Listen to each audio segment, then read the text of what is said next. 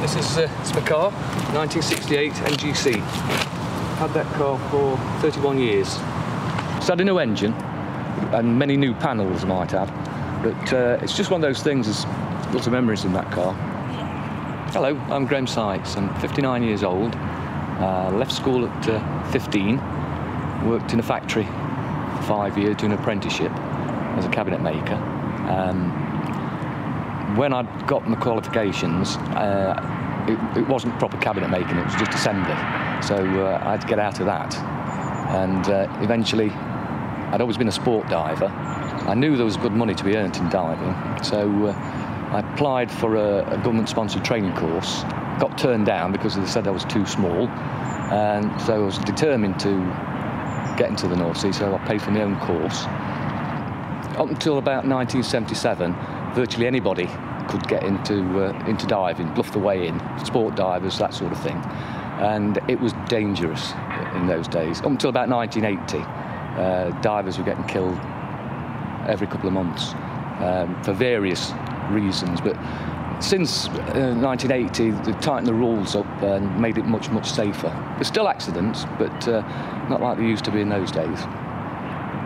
I mean, some of the dives you'd have paid to have done. Crystal clear water, 50-foot visibility. Certainly around the platforms, contrary to what people think, there's more marine life than in the surrounding water. John Tuckwell, he was photographing a repair, and just to one side was an octopus. And every time this flash went off with this camera, the octopus sort of took interest. And he had to put the camera down. It was a Hasselblad, and that would be about £3,000 back in 1977. Puts the camera down, the octopus scoots across, grabs hold of it. The diving superintendent says, "Get that camera." So John gets hold of it. The octopus has got 3 or 4 legs around a member, and there's this tug-of-war going on. This octopus with this camera. And John, the superintendent said, "Kill the damn thing." So John wasn't like that, so he took his knife out and hit it on the head with the flat of the blade. And seeing this octopus, it just got the camera and just threw it down like that, just scuttered off back to where it was sat. Amazing that was. But yeah, you see all sorts of marine life. Eventually I got made redundant, and after 9 years I'd pretty well had enough anyway. During that time I bought myself a racing car because I always thought I was pretty good at driving, and it was a Caterham, similar to the old Lotus 7, and by coincidence that year was the first year of a one-make race series for them, and I won the championship first time out in 1986 just by 1 point. 87 I just did the odd race because of the expense, but by that time I was supplying engines and transmissions for racing cars, and based on the results of the championship I did very well with that. Back in 88 I had another go at it and went for the championship again, and again won it by just 1 point. Then I decided, well, that's enough. I've won 2 championships, I can only lose. So I thought I'll retire from racing. I'm trying to think what I did next. I bought myself a boat back in '93, and a little 23-foot cruiser, and went to night school to learn navigation qualifications. Got a day skipper, went the following year, got a yacht master, and stayed with boats. When I finished doing engines and transmissions for racing cars, I thought, well, I've got my qualifications, I'm going to see if I can get a job on a big cruiser in the south of France. I've never been there before, never been to France before. So I put an advert in Motorboat and Yachting, and Mr. Johnston phoned me up. I went down for an interview and sat psychometric tests, and he phoned me up and says, "Yeah, come on down, pick the Jeep up, and on you go." And that was worked out of Antibes, which is halfway between Nice and Cannes, and the boat was a 62-foot Sunseeker. Marvellous, lovely boat, luxury cruiser. And again, never been to France, never been in the Med. I've got the charts out, thought, oh, in for a penny, in for a pound, here we go. And spent that season pretty well most weeks either down to Saint-Tropez or up to Monaco. Because the owner knew I was interested in motor racing, he actually paid for me a ticket to go to Monaco Grand Prix. So I thought, oh, that's amazing. When I came back as a thank you, he paid for me to drive Ferraris around Donington Park for the day. Came to over £1,000. I drove everything from a Le Mans car, an old Le Mans car, right the way through to the 360 Ferrari, which are fantastic cars. That was a thank you. I could say thank you to him. I found out from the chauffeur that he had a favourite restaurant.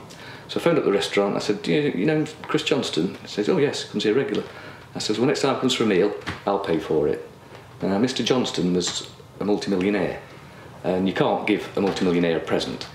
But that gave him a big surprise, that when he went for his wedding anniversary meal, he put his hand in his pocket and said, Graham Sykes has picked up this tab for you.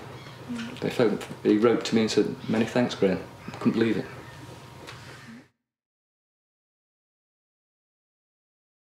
Right, I found out I was adopted about 3 months ago.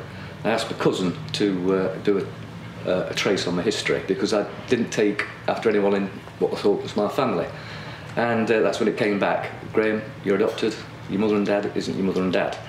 So she got me a form off the internet, which I sent to Southport and got a copy of my proper birth certificate.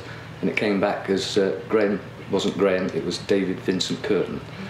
Father's name, David Curtin. Mother's name, maiden name, Annie Elizabeth Steamson. And so I've been trying to trace the background from there, and it's not been simple. It's quite a complicated, I've not got all the way yet, but it's quite a complicated set of affairs. She must have been a bit of a character, my mother. I think I was the last one to know. A friend of mine from school, we were friends since we were 12 years old. We went out with a couple of girls, Janet and Maddie, and I went out with Janet for about 3 years.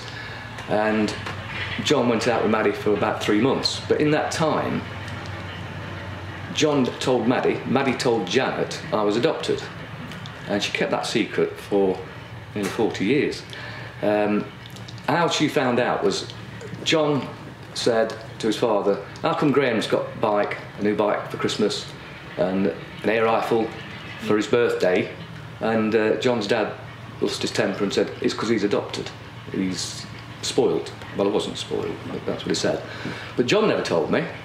And when I did find out, about 3 months ago, I sent a text to Janet, still keep in touch with her, saying, basically, I hope you're sitting down, I've just found out I'm adopted.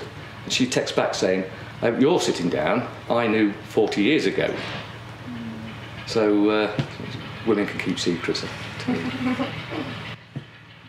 I think my real father may have been a pilot, but I've got to find that out yet. Certainly in a bomber crew.